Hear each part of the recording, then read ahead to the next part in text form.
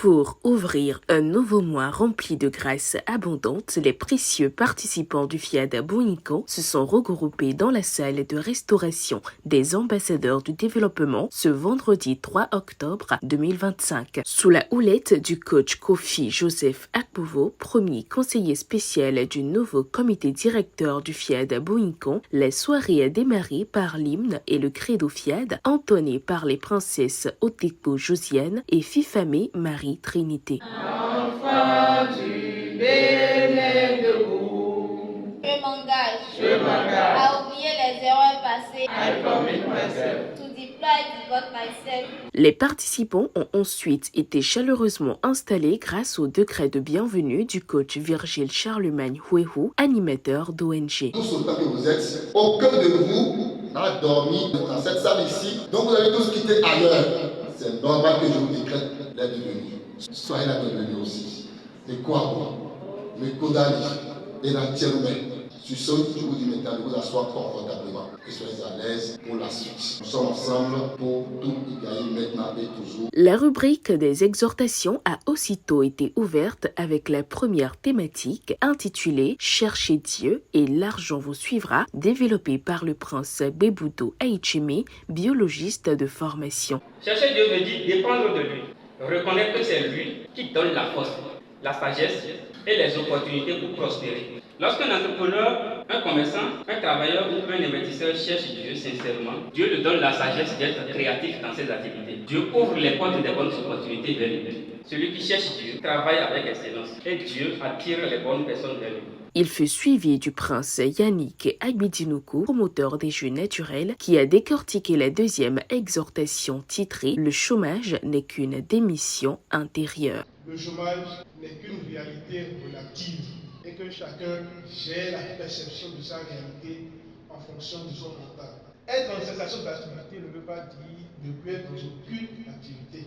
On peut être dans ce qu'on appelle le chômage et rester actif.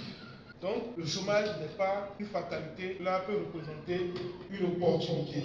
Donc on peut se construire une carrière de façon intelligente et de façon organisée sans souffrir vraiment du chômage. La plus grave erreur, c'est de sombrer dans l'idée que le chômage est de le vivre comme une manière de vie.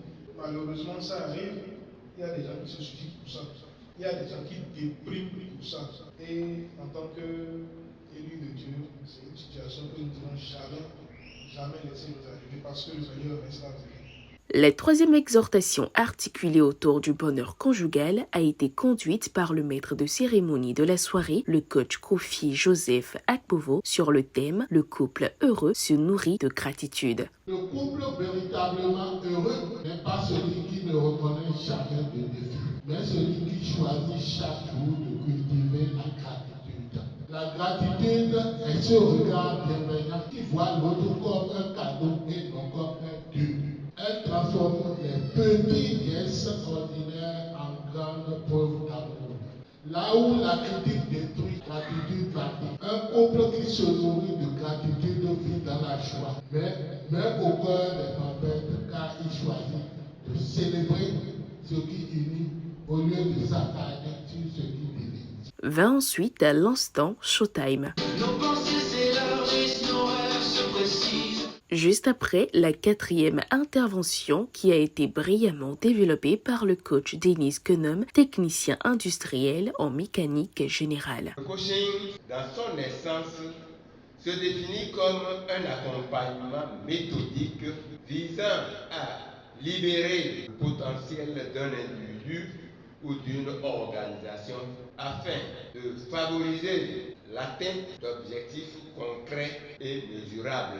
Contrairement à la spiritualité qui s'oriente vers la quête du sens ultime de transcendance et de rapport intime à Dieu ou au sacré, le coaching demeure inscrit dans une logique pragmatique centrée sur l'action et l'efficacité.